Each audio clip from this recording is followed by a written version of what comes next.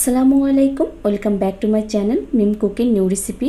আজকে আমি 2 পাউন্ডের চকলেট কেক চুলাতেই তৈরি করে দেখাবো এবং খুব সহজভাবে কিভাবে এই কেকটা ডেকোরেশন করেছি সেটাই শেয়ার করব। রেসিপিটা ভালো লাগলে ভিডিওতে একটি লাইক আর চ্যানেলটা সাবস্ক্রাইব করে পাশেই থাকবেন।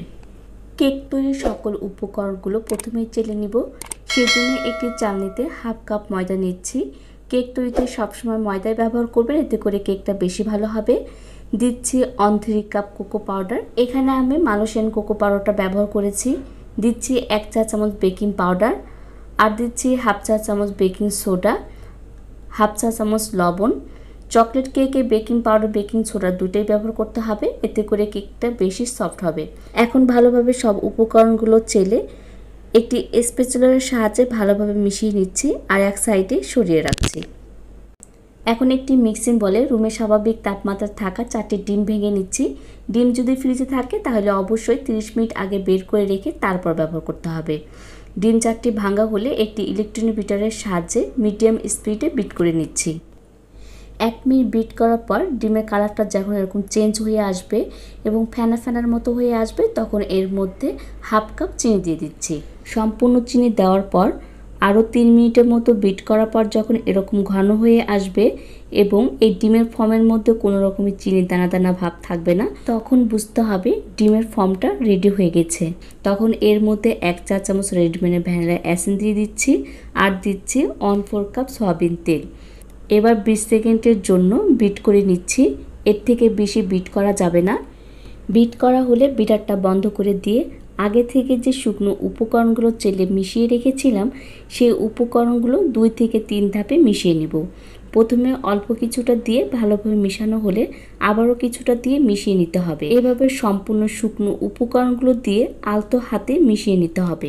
এখন 9 ইঞ্চি সাইজের একটি সসপ্যানে সামান্য তেল ব্রাশ করে ময়দা দিয়ে কোট করে নিচ্ছি। ময়দা দিয়ে ভালোভাবে কোট করা হলে কেকের ব্যাটারটা উপর থেকে ঢেলে দিয়ে কয়েকবার ট্যাপ করে নিচ্ছি। আজকের এই কেকটা চুলাতেই তৈরি করব, সেই জন্য বড় সাইজের একটি হাঁড়ি আগে থেকে চুলাতে বসিয়ে 5 মিনিট প্রিহিট করে নিয়েছি। এবার এই হাঁড়ির মধ্যে কেকের সসপ্যানটা বসিয়ে ডাবল ঢাকনা দিয়ে ঢেকে 40 থেকে 45 মিনিট কেকটা বেক করতে দিব। চুলার হিটটা প্রথম 10 মিনিট মিডিয়াম হিটে এবং বাকি 35 মিনিট লোতে রেখে কেকটা বেক করতে হবে। 35 মিনিট পর আমার কেকটা তৈরি হয়ে গেছে আর একটি কাঠি দিয়ে চেক করে নিচ্ছি। কাঠিটা যদি ক্লিন হয়ে বের হয়ে আসে তার মানে আমার কেকটা পুরোপুরি হয়ে গেছে। কেক ডেকোরেশন করার জন্য কেক বোর্ডের উপর সামান্য ক্রিম লাগিয়ে নিচ্ছি, এতে করে কেক ডেকোরেশন করার সময় কেকটা নড়াচড়া করবে না। কেকটাকে আমি 2টি স্লাইডে ভাগ করে নিয়েছি। এখন এর উপর সুগার সিরাপ দিয়ে দিচ্ছি। হাফ কাপ পানির সাথে 2 টেবিল চামচ চিনি আর 1 চা চামচ কফি পাউডার মিশিয়ে সুগার সিরাপ তৈরি করে নিয়েছি। সুগার সিরাপ দিলে কেকটা দীর্ঘ সময় ধরে সফট থাকে। সুগার সিরাপ দেওয়া হলে এর উপর চকলেট হুইপ ক্রিম দিয়ে একটি লেয়ার দিয়ে দিচ্ছি। এই হুইপ ক্রিমটা কিভাবে তৈরি করতে হয় তার একটি ভিডিও আমি 2 দিন আগে আপলোড করেছি। সেই ভিডিওটি আমি ডিসক্রিপশন বক্সে এবং ভিডিও শেষে এন্ড স্ক্রিনে দিয়ে দিব, আপনারা চাইলে দেখে নিতে পারেন। কেকের উপর ক্রিমের লেয়ার দেওয়া হলে এর উপর আরেকটি কেকের স্লাইড দিয়ে সুগার সিরাপ দিয়ে পুরো কেকটা ক্রিম দিয়ে কভার করে দিচ্ছি।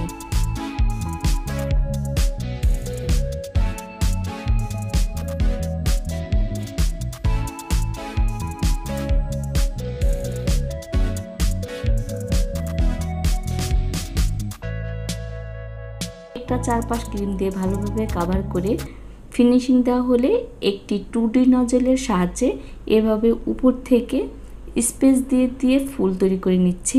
আর কীভাবে তৈরি করছি তা আপনারা একটু লক্ষ্য করলেই বুঝতে পারবেন। সবগুলো ফুল তৈরি করা হয়ে গেছে। ফুলের মাঝখানে এবং কেকের নিচে কিছু কোকো চকলেট বিস্কুট দিয়ে এভাবে ডেকোরেশন করে নিচ্ছি।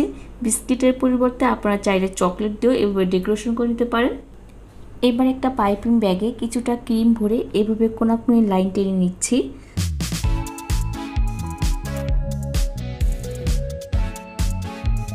আর মাঝে কিছু সুইট বল দিয়ে ডেকোরেশন করে নিচ্ছি।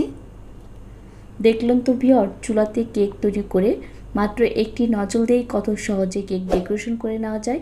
ভিডিওটি ভালো লাগলে চ্যানেলটি সাবস্ক্রাইব করে আমাদের ফেসবুক পেজটা ফলো করতে পারেন।